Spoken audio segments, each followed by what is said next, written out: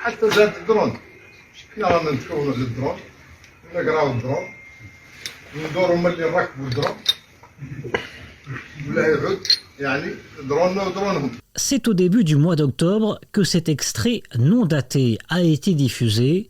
L'homme qui parle est celui qui est autoproclamé ministre de l'Intérieur de la RASD. Nous sommes en Mauritanie. Il s'agit sans doute d'une réunion de l'état-major du Polisario. Il est question de l'acquisition par le Polisario de drones de combat. Et si le Front Polisario s'équipait de drones de combat? Encore impossible il y a quelques années, la donne pourrait bientôt changer. L'Iran serait sur le point de fournir prochainement ses engins volants. Mais pour quoi faire? Pour du combat ou de l'observation, faut-il s'inquiéter de l'équipement dans un futur proche par le Polisario de drones? Passage au scan. Je suis Landry Benoît, vous écoutez Le Scan, le podcast actu de Tel Quel.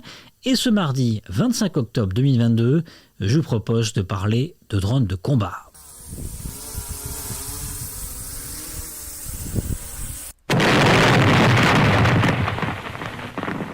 Ils sont utilisés dans différentes tâches pour différents objectifs, entre simple observation, livraison, opération kamikaze ou armes de combat.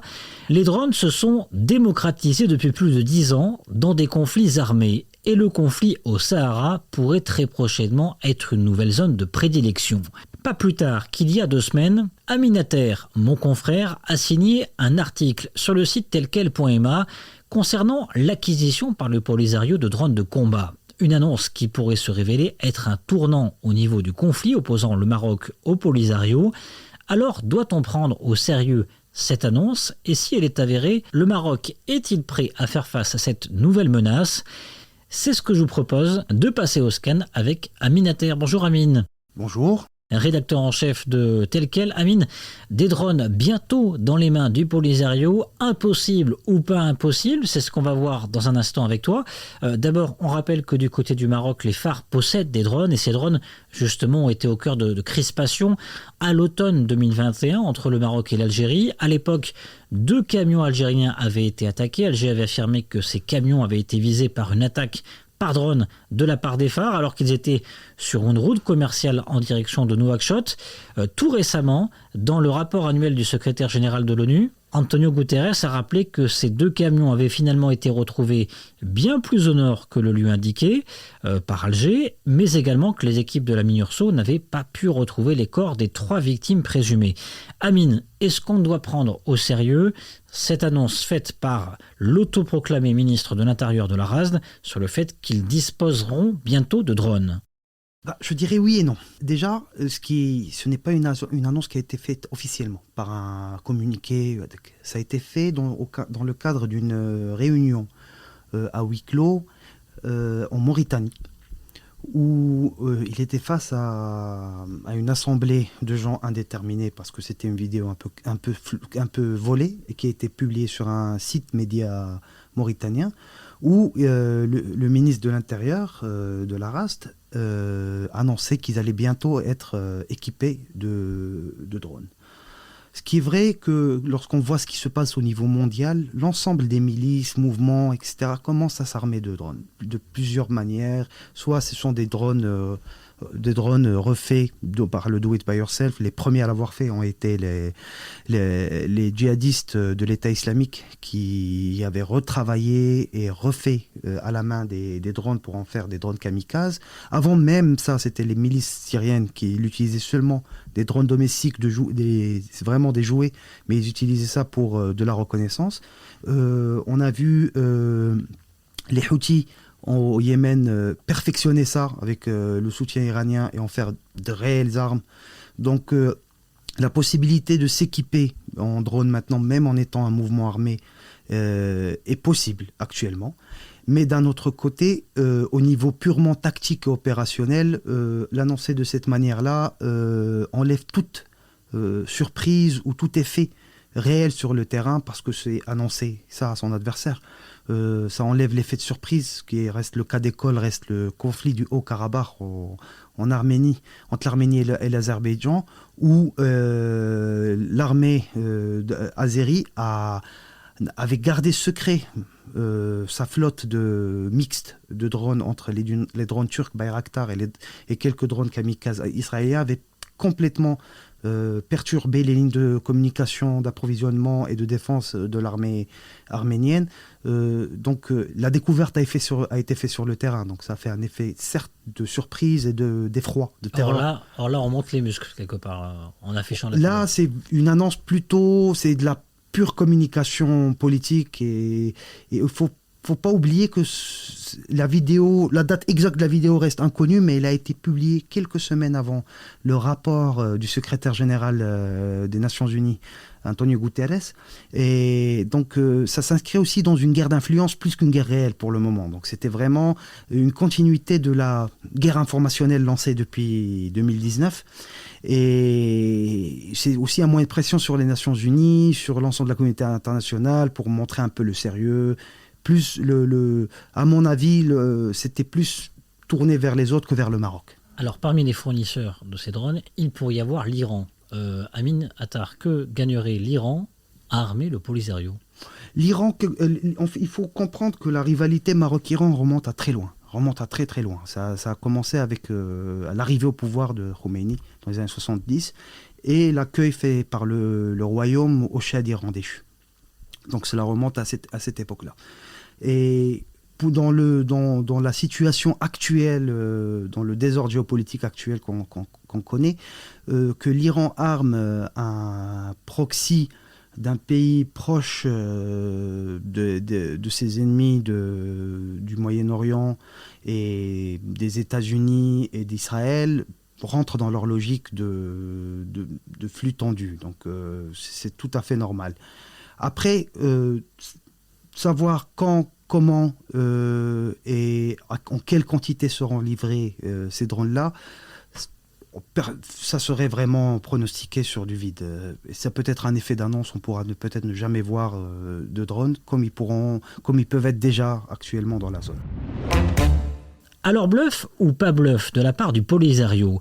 Depuis la sécurisation par les forces armées royales du passage de Guerguerat en 2020, le mouvement séparatiste tente de montrer ses muscles. Amine, si le Polisario se procure réellement ces drones logistiquement, comment peuvent-ils être acheminés via l'Algérie? Ça ne peut s'acheminer que via l'Algérie. C'est le seul État c'est l'État qui les abrite, c'est le seul moyen. On peut les transporter que par mer, que par conteneur. Donc il n'y a que les ports algériens qui peuvent le transporter.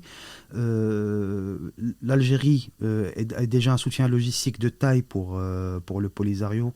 Donc ça pourrait passer pour un simple transfert algéro-algérien avant de se retrouver à Tindouf.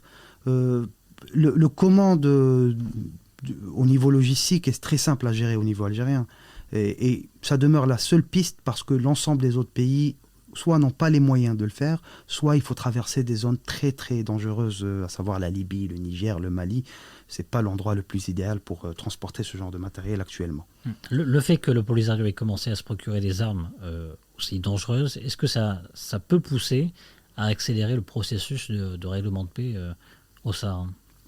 Je pense qu'au contraire, c'est pour le geler. Actuellement, au niveau diplomatique et au niveau d'influence, l'Algérie et le Polisario sont en position de faiblesse. Donc, d'où la tentative, on va dire, de forcer la narrative de guerre ouverte que le Polisario et l'Algérie tentent de forcer au niveau international depuis 2 ans maintenant. Oui, fin du cessez-le-feu officiel. Fin du cessez-le-feu officiel. Il y a eu beaucoup de reportages embed, si vous voulez, où on voit des tirs de missiles, de projectiles, sans jamais voir de l'autre côté, mais vers où, etc. Beaucoup les fameux partes de guerre on n'en voit plus aujourd'hui, mais durant la période de confinement, au tout début de la crise ouverte, il y a eu beaucoup de partes de guerre. Ce sont des communiqués où ils annonçaient des pertes mirobolantes, de grandes pertes au niveau de l'armée marocaine, mais qui n'ont jamais été étayées ni par la MINURSO, ni par le Maroc, ni par aucun autre organisme ou institution de référence.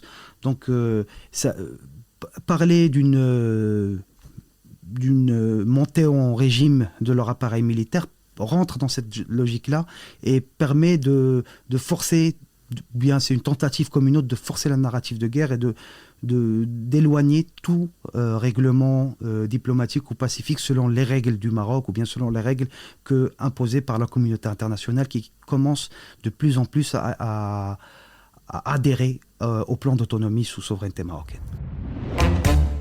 Mais au fait, comment l'idée d'utiliser des drones est apparue? Petite rétrospective. On va parler d'un sujet qui, il n'y a pas si longtemps, était du domaine de la science-fiction et qui désormais a une réalité opérationnelle. Je veux parler des avions sans pilote, autrement dit des drones. C'est dans les années 90 et avec la doctrine du zéro mort que l'idée du développement d'avions sans pilote a commencé à germer dans la tête des dirigeants américains. Et pourtant, c'est un pays tout autre qui développe cette idée concrètement vers les années 80. Il s'agit de l'Iran. Téhéran va utiliser ces engins pour la première fois dans des conflits armés pendant la guerre qui l'oppose à l'Irak avec l'utilisation de drones Godz Mohajer. Prochain lieu d'utilisation, le Kosovo en 1999 jusqu'à une démocratisation de plus en plus intensive.